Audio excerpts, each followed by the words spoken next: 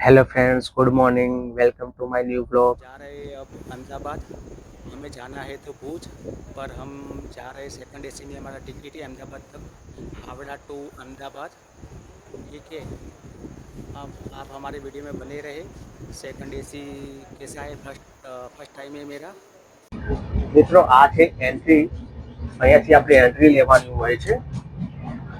Entry કરશો તમને આ વ્યૂ દેખાશે ટ્રેનનો. આ છે સેકન્ડ એસી ડિપાર્ટમેન્ટ. મારો ફર્સ્ટ ટાઈમ અનુભવ હતો અને બહુ જ મસ્ત અનુભવ રહ્યો છે. અને બાળકો માટે એકદમ બેસ્ટ છે. જ્યારે પણ તમારે લાંબી મુસાફરી કરવી હોય બાળકો સાથે તો સેકન્ડ એસી કમ્ફર્ટેબલ છે. મારા મત મુજબ તો સેકન્ડ એસીમાં બાળકો સાથે મુસાફરી કરવી જોઈએ. આ જુઓ, બે સીટ છે. હજી આને પાથરવાની બાકી છે. આને સેટ કરી લઈશું પછી આપણે આગળ. આ છે અમારું કમ્પાર્ટમેન્ટ. આ અમારું છે, અમારી સીટ નંબર છે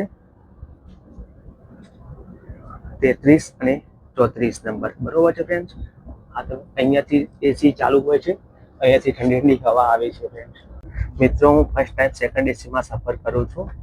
મારો એક્સપિરિયન્સ તો બહુ જ સારો રહ્યો છે. ચલો હું તમને સેકન્ડ એસી બતાવું છું, એનો ડિપાર્ટમેન્ટ કેવો છે. તો જો એક વસ્તુ મસ્ત વ્યૂ દેખાય છે. જો નદી આવી ગઈ છે. વરસાદ બહુ જ છે ગુજરાતમાં. અમે ગુજરાતમાં એન્ટર થઈ ગયા છે અને અમદાવાદ આવવાની તૈયારી છે. જો ફ્રેન્ડ્સ, બહુ જ મસ્ત વાતાવરણ છે ગુજરાતમાં એવો સારો એવો વરસાદ પડી રહ્યો છે. હેલો ફ્રેન્ડ્સ, કેમ છો ફ્રેન્ડ્સ? આજે હું ફર્સ્ટ ટાઈમ સેકન્ડ એસીમાં સફર કરું છું. તો ચલો હું તમને સેકન્ડ એસી કેવી હોય છે તો જસ્ટ તમને બતાવું છું અને મારો એક્સપિરિયન્સ કેવો રહ્યો છું એ તમારી સાથે હું શેર કરું છું. ચલો મારી વિડીયોમાં તમે સાથે બને રહો. સારી સારી કોમેન્ટ કરો, લાઈક કરજો અને વિડીયો શેર કરજો. ને તમારે પણ સફર કરવી હોય સેકન્ડ એસીમાં તો તમને બતાવું છું કે સેકન્ડ એસી કેવી હોય છે અને એનો ડિપાર્ટમેન્ટ કેવો છે, એની સાફ સફાઈ કેવી છે. ચલો મારી વિડીયોમાં તમે બના રહો. ફ્રેન્ડ્સ, તમે સેકન્ડ એસીમાં એન્ટ્રી લો છો તો સૌ પ્રથમ તમને બેડશીટ, તકિયા અને કવર હોય છે અને આ કંબળ હોય છે. આપણે ગુજરાતીમાં એને ધાબળો કહીએ છીએ. આ કમ્પલસરી આપવામાં આવે છે અને પાણીની બોટલ હોય છે 2. તો એ રેલવે તરફથી આપવામાં આવે છે બિલકુલ ફ્રીમાં.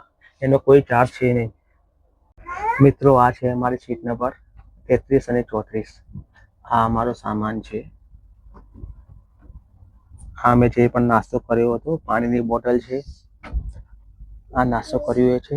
આ ઈવા છે. ઈવા સૂઈ ગઈ છે. એને બહુ જ મજા આવી ગઈ ટ્રેનમાં સેકન્ડ એસીમાં. આ છે અમારી વાઈફ સુરવી. હિમાનું જો, હિમાનું પાણીની બોટલ સાથે રમે છે. એક દિવસ ટ્રેન બાદ નીકાળ્યો પાણીની બોટલ સાથે. એને તો બહુ જ મજા. બોલો બેટા, શું બનાવી? રોટી બનાવી. વાહ, કેવી રીતે બનાવવાની રોટી? હિમાન પણ એસ્કેવેટર સાથે રમે છે. એસ્કેવેટર છે એની પાસે, પાણીની બોટલ છે. હિમાનું કેવી મજા આવી ટ્રેનમાં? હિમાન, અને ટ્રેનમાં મજા આવી ને બેટા? મજા આવી? વાહ વાહ વાહ દીકરા. શું બતાવું છે? રોટી બનાવી. વાહ વાહ, રોટી બનાવો. છોકરો મારો જો રમે છે અને રોટલી બનાવી જાય છે.